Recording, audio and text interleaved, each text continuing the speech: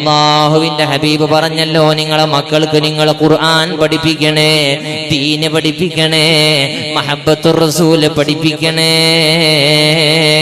അള്ളാന്റെ ദീന് പഠിച്ച ഒരു കുട്ടി വാപ്പാന്റെ നേരെ തിരിയൂല, ഉമ്മ ഉപ്പ അനുസരിക്കാത്ത ഒരു മോനായി മാറൂല. അതുകൊണ്ട് മക്കളെ നല്ല രൂപത്തിൽ വളർത്തണം. അവര് നന്നാകാൻ നമ്മളെപ്പോഴും ദുആ ചെയ്യണം. ഏറ്റവും പ്രധാനപ്പെട്ട ഒരു അമൽ അതന്നെയാണ് പ്രിയപ്പെട്ടവരെ. അല്ലാഹുവിനോട് ചോദിച്ചു കിട്ടിയ മക്കളാകണം.